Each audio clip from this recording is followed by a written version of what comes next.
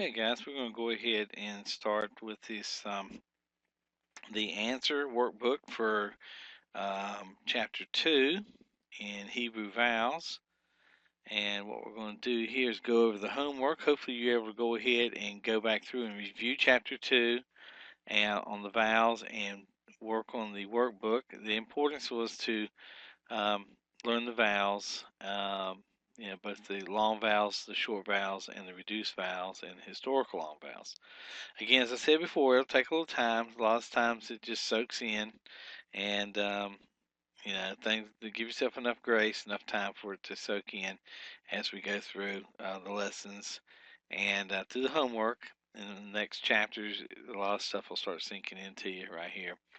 But it's very important that we master the consonants and the pronunciations and the vowels. And in our next lesson, in lesson 3, we'll go into how to break syllables into Hebrew words, break them down into syllables, and learn a couple of rules on that. So we're going to give the name and classification for each of the following Hebrew vowels. For the purpose of showing the position of the vowel, each appears with the consonant bait here. And like we said, that little dot in that bait right there, in this case, is a degeshalane, so it gives that hard sound. And number 1 will produce boo, boo, which is like in rule, boo. You see, this is a kibbutz, and it is a short U class vowel. Number 2 is ba. It's a patak. Now, in ancient Hebrew, it would have been ba, like in at, bat, or after. But for modern purposes, we really don't make a distinction between the patak and the comments anymore. Although if you want to, you can. That's perfectly okay. And this is a patak. It's called patak. It's the vowel name, and it is always short A sound. Number 3, we have the sagol, the 3 dots up under the consonant. It looks kind of like bowling pins, I always think. And it's the sagol. And it gives you the sound, be. Sagol and short E is the classification for it. Number 4, we have the little 1 dot up on the bait. That is called a hirik. And it's like in did, id. It has a short I classification in there, like in did or it. And let's bring this up a little bit here. Okay, and number 5, we have what they call the 2 dots side by side. It's called a serre. It has that, it's a long E, although it is pronounced as A. Serre, A, serre. That is a long A sound that you would pronounce this as bay. So we got b, ba, or ba, be, bi, and bay. Right now with the pronunciations here. Number 6 is bo. This vowel up above the bait is a holum, called a holum, and it's part of the long O class. This is a long O vowel here. Number 7 is shiva. It's a ba, real soft sound here. Sometimes they don't even pronunciate it. This has no vowel class at all. Number 8 is ba. It's like I in amuse, ba. And this is called a Hatef Patak. It is a reduced A class vowel.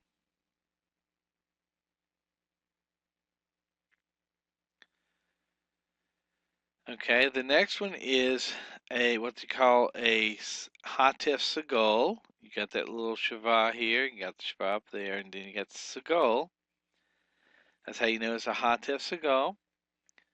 And it is a reduced E class vowel. Number 10 is a Again, you got the Shiva here, and you got the comets. So this is a Hatef comets, which is a reduced O class. Reduced O class. We also have here what they call a Heric B, which is a Heric,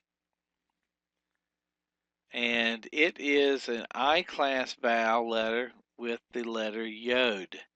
And there you got the Heric, then you got the Yod.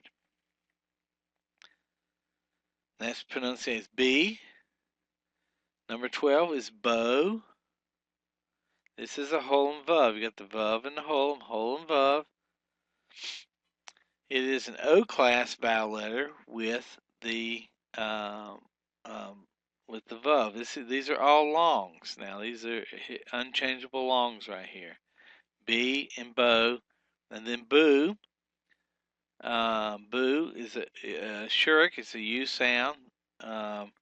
It is a U class vowel with the letter Vav. This is unchangeables, historical long, or what they call unchangeable long vowels. Number 14, we have Ba.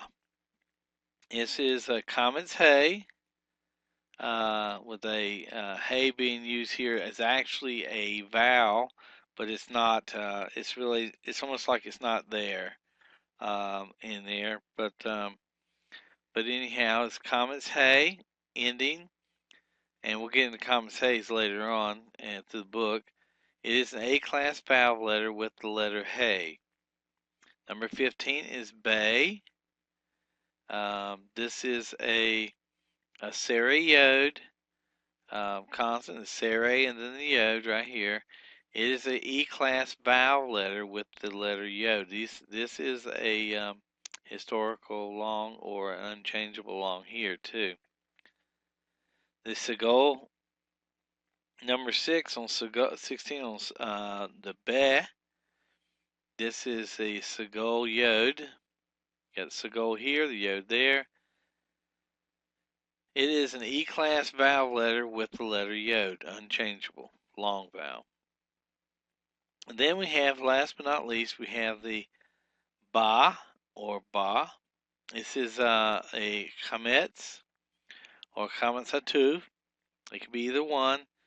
Chametz is a long A vowel, and Chametz Hatuf is a short O. And like I said, in the next lesson, we'll learn more about how to distinguish between the Chametz and the Chametz Hatuf, whether it's a long A or whether it's a short O. All right, we're going to get into transliterate these following Hebrew nouns here. The following Hebrew nouns here we're going to go through. We have Adam. Remember, the accent is always placed on the final syllable unless it's indicated by a caret here, like down here, number 3.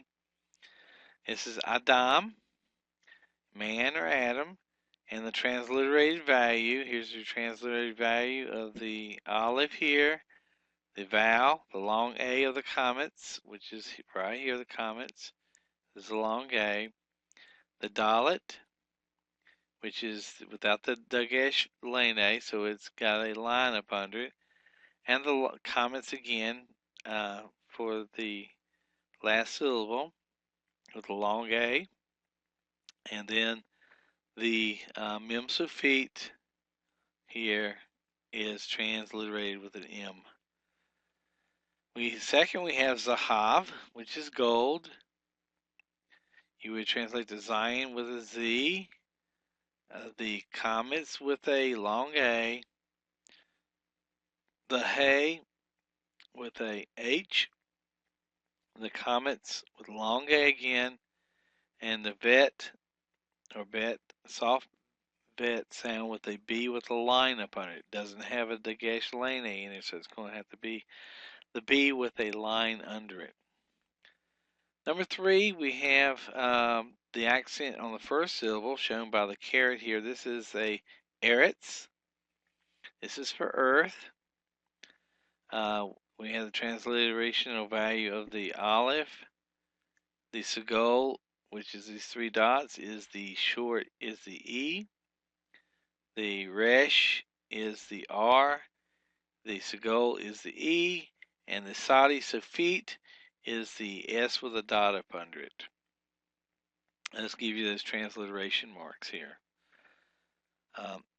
in that. So, number 4, we have the Dalet with a Dagesh Lane in it. So it's a hard D. So that gives you the letter D.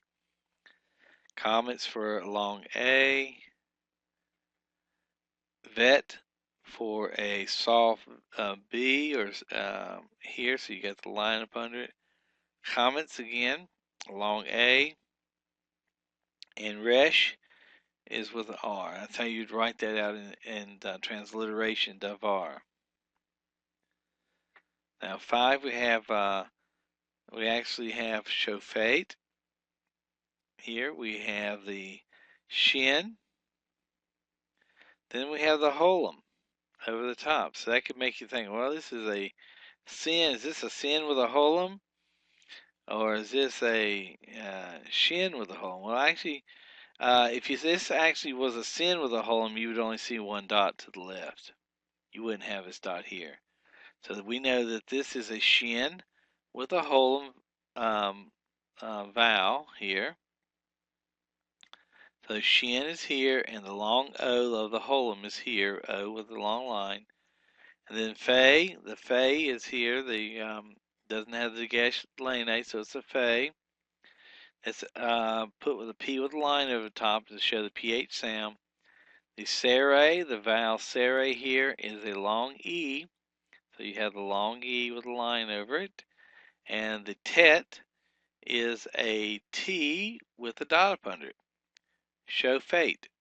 Show fate. 2-syllable word here. Okay, and we're going to get into the next one. Number 6 is Am. This is a monosyllable word, one syllable. Am, and so we would translate as people. We would put the transliteration mark for the ayin right here. The short A, because the patak is a short A, and the mem sofit, or the final mem, is a letter M. Am, people. Number 7 is Hechal. We have the Hey here with transliterated with an H. The Sari Yod here translated with the historical long vowel of the E with a circumflex over the top of it. We have the Chaf, which is a soft Kaf. It doesn't have a Dagesh lane in there. And so you would put a K with a line up under it, a Chametz, long A, and a Lamed with an L. Hey Chal, or Hey Chal. That's how you pronunciate that. Okay, so we got Adam, Zahav, Eretz, Davar, Shofet, Am, and Heichal. All right, let's go into some names. Let's identify these proper nouns, names in English, by sounding out the consonants and vowels of the Hebrew word. Note that the initial yod in the Hebrew proper name is usually rendered by the English letter J. Note that the vowel comments hatuf does not appear in the following exercises. So there's just going to be comments. That's it. Won't be comments hatuf. So it'll be a long A instead of a short O. So we got Av, Ra, Ham. Avraham. So this is Abraham. Next one we have Sarah. This is Sarah. Number 3 is Shemuel. Shemuel, or some people say Shmuel, but really I like to pronunciate the Shava. Shemuel. That's Samuel. Ab Shalom, or Av Shalom. is Absalom. Kenaan, Kenaan is Canaan. Yosef, Yosef is Joseph. You see, we picked the ph here with this face of feet right here. In English, we retained it, the ph in Joseph. The yod here is a j in English. All right, Yonah, or what we have is Jonah. Yehuda, Yehuda is Judah. The Y is a J. All right, Nathan or Nathan. This is basically the word Nathan. You see how Nathan retains the softness of the tav, or it's actually the thav without the dagesh lene in it. It's Nathan. Nathan. Number 10 is Yehonathan. Yehonathan. That is Jonathan. Yehonathan. Yehonathan or Yehonatan. Either one will be okay. Jonathan. We have number 11, Ben Yamin. Ben Yamin. That is Benjamin. Okay, number 12, we have the Yar. Yar, Dane. The Yar Dane. That is the Jordan. Yar Dane. Okay, number 13, we have Hevel. Hevel, that's two segols up in there, and the accent's on the first syllable, not the last syllable. Hevel. That's Abel's name. We translate it in English as Abel. Okay. Number 14 is Cain. Cain, which is translated as basically we translate as Cain. Aharon. Aharon is Aaron.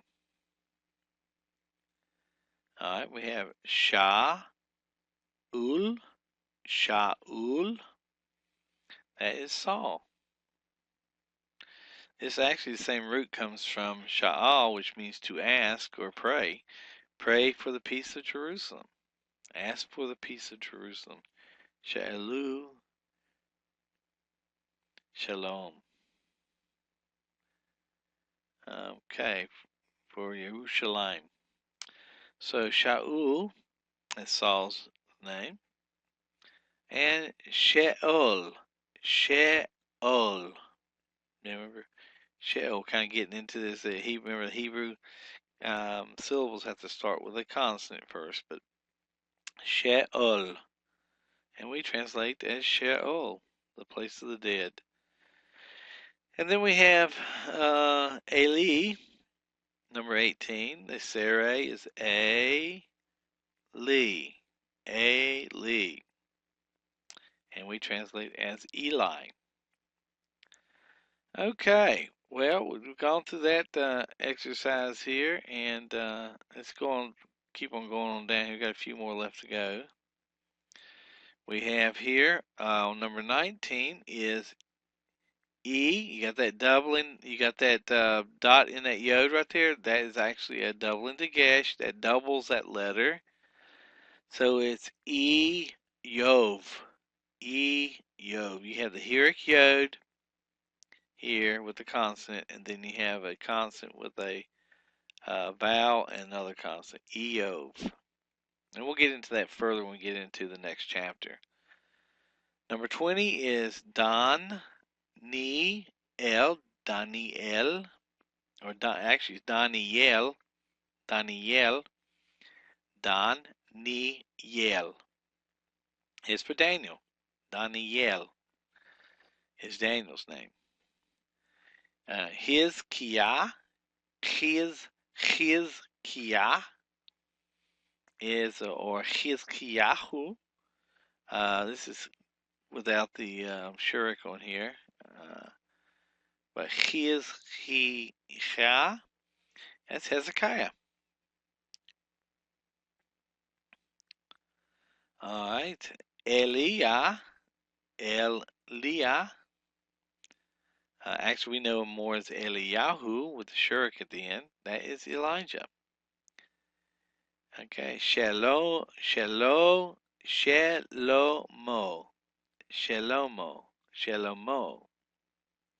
Shelomo is Solomon. Or some people don't even put the Shavah in here and call him Shlomo. But Shelomo is the correct pronunciation. Number 24 is Moshe, not Moshe, Moshe. You see, this has a mem and a holem, then it has a dot for the shin.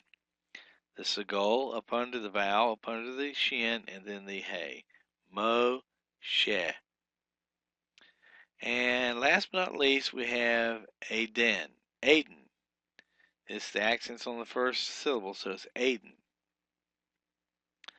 And so we have the A for the Sarai and Segol for the in Din. And we translate it as Eden. Okay, well, that's been the, I believe that's the exercise we have for today. And so we'll get into the next lesson on lesson 3. And be sure to go ahead and read lesson 3. And before you go to the video, so that way you'll be familiar with what I'm going to be going over in lesson 3. And I'll see you then. Okay, let's go ahead and get started on the second session of chapter 3. Chapter 3 tends to be a long session, and so I broke it into 2 parts. The first section, of course, we studied on the rules of Shavah, the rules for the Dagesh Forte, and so what we want and how we to break syllables down. Both the syllables must start with a Hebrew consonant and have one vowel. They can be both either closed or open syllables. That means consonant vowel is an open syllable, consonant vowel. Consonant is a closed syllable. And we, like I said, we learned about the rules of Shavah too, which are very important, and also how to identify the comets from the comets Hatuf. And we studied about the metheg and the different rules on that too. So let's go ahead and get started on the remainder part of chapter 3. We're going to start out on 3.8 with the furtive patak. We've learned that the Hebrew vowels are pronounced after the consonant which they are associated. For example, ba is rendered as ba here, as ba, not as av. So therefore, however, there's one minor exception to this rule. Normally you have consonant then a vowel, not a vowel and a consonant. But there is one minor exception, and really it's really not even a vowel to be considered. So when a word ends in a het or an ayin, a patak may appear beneath this consonant and must be pronounced and transliterated before the guttural. This special use of the patak is called the furtive patak.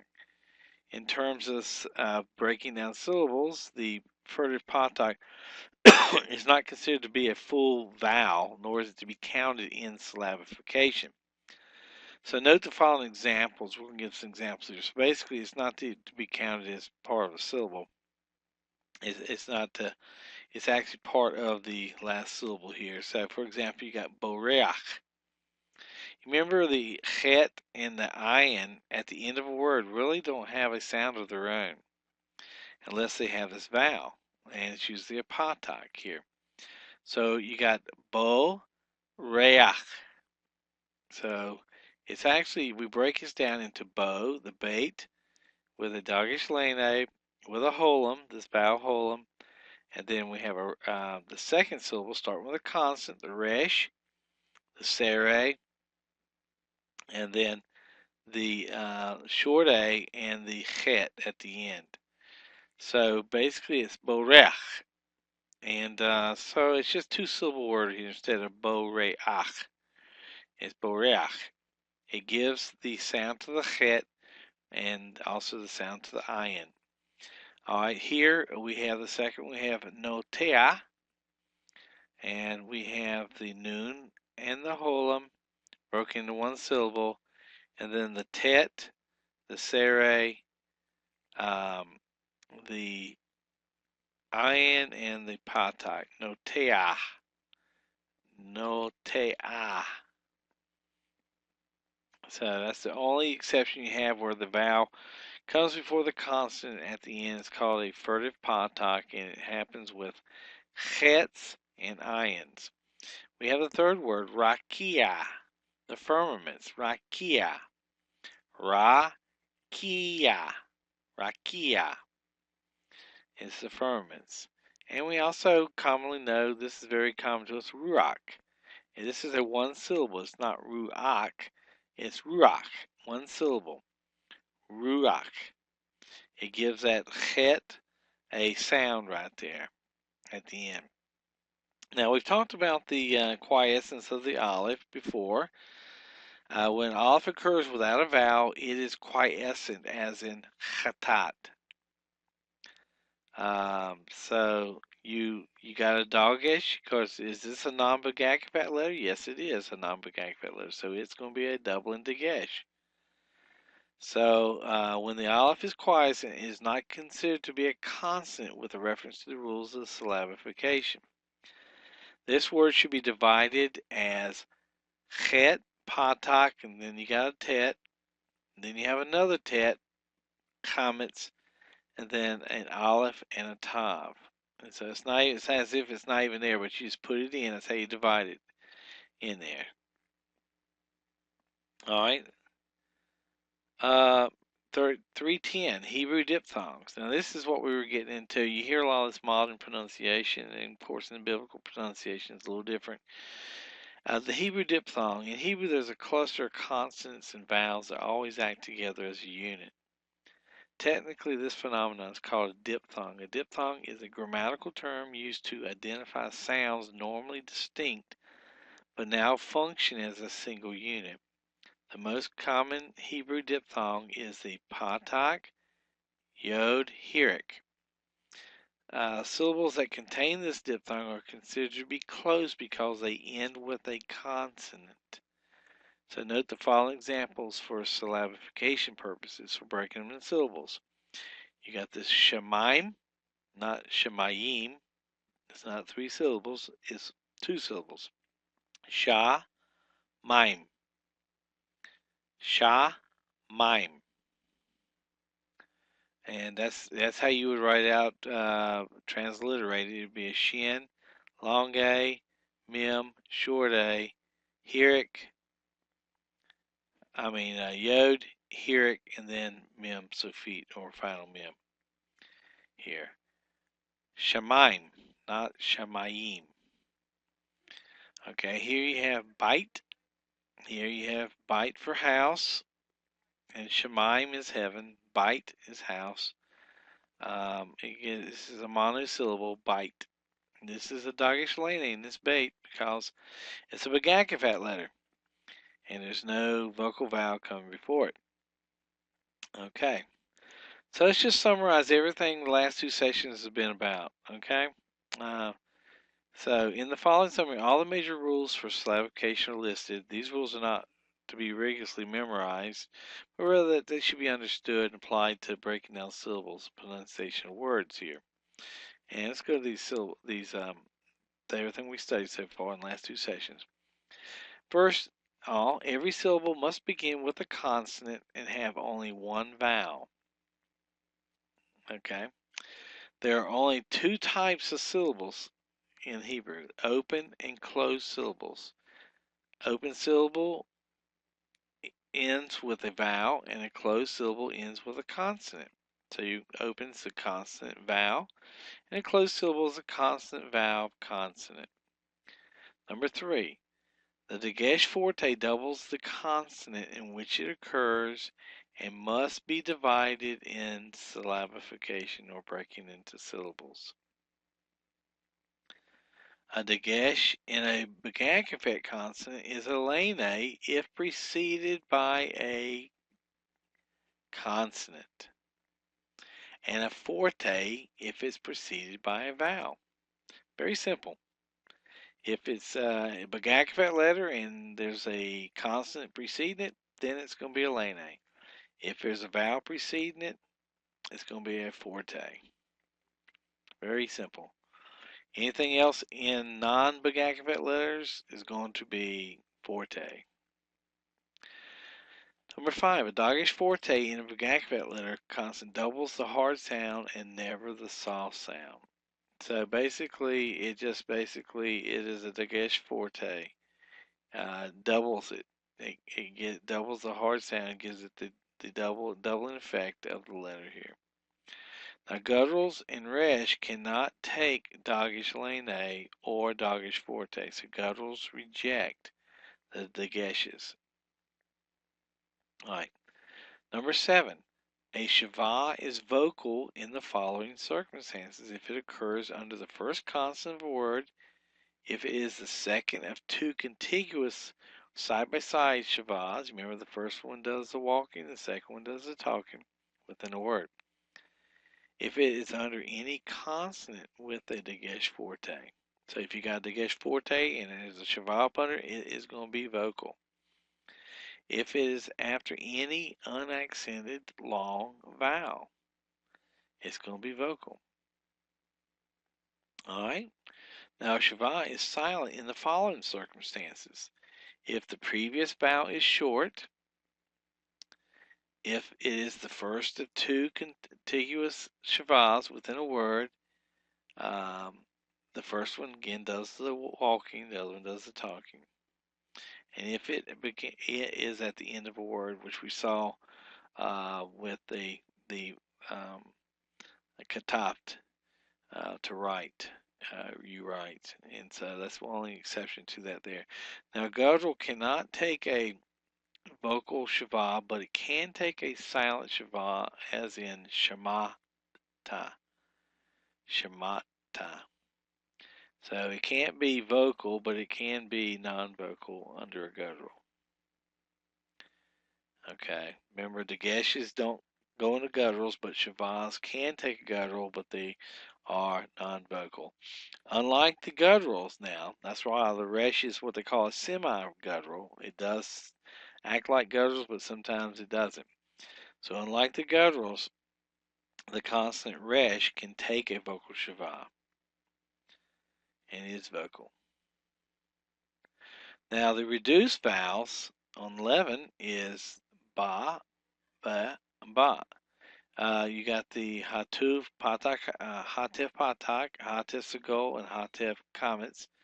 Always occur in open syllables. They are never silent. So these are vocal. These usually tend to come at the end in the proprytonic syllables. These tend to come in the proprytonic syllables. Now the method may be, that means basically that's going at the end the furthest away from the accented syllable. The method may be used to distinguish between comets and comets hatuf. Remember, method means bridle in Hebrew. It's that which bridles in and tells you what letter this is. You know, is this comets or is this a hatuf? Comets hatuf.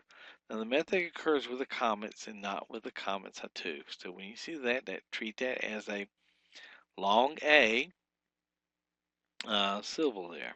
Okay. All right. All right, and not a short O. All right, so the furtive pontoc is not to be considered a full vowel, nor is it to be counted in the syllabification when you're dividing syllables. It must, however, be pronounced and transliterated before the guttural. Again, it's to give those, the pontoc is to give the ayin and the chet a sound. When aleph occurs without a vowel, it is quiescent, as in chatat, sin. Okay, we know that this dagesh and this tet has to be a dagesh forte, a double dagesh, because it is a non-begagapat letter.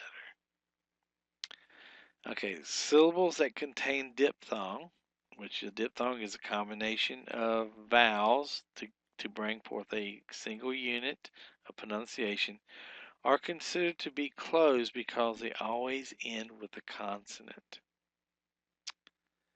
on there. So, and let's go into some vocabulary too, because we need to really start concentrating on vocab words. There is some information you can order from Amazon. Um, the flashcards or the books and stuff. I highly recommend that for word studies and frequencies and stuff. But we give, they give us the amount of times it's listed in the Bible. Adam, 562. Eretz, 2505. Let's just go down each word. Adam, Eretz, Elohim, Av, El for God, Bain for son, Bite, house or household. Davar is a word, matter of thing. Yom for day. Yisrael for Israel. Yerushalayim, which is basically Jerusalem. And we have the tetragrammaton, the four letters of Yod He Vav He for Lord. Mitzrayim for Egypt. There's two Egypts, and we'll get into this when we get into nouns. Moshe, not Moshe, Moshe for Moses. Melech, you see the accent? That's a seglet noun. We're getting that when we get into nouns. For king or ruler. Sus is a horse. Eved is a slave or a servant. Paro is Pharaoh. Shana is year. And shame is name or reputation. Okay, so that's basically where we're going to end at. I do encourage you to read the points, the writings at the end of the lessons. They got some really good points and stuff in throughout the series. Do go ahead and include that. Basically, getting into the name of the Tetragrammaton here, the imperative summons to praise, 3.13 in your book.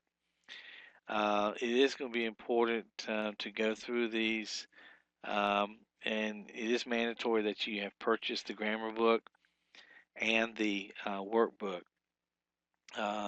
So that is a mandatory for you to do on there. So anyhow, let's go ahead and we'll finish up this. Concludes the course for lesson 3. And go ahead and start working on your homework for homework 3 in your workbook. And the next lesson will include going over the homework. All right.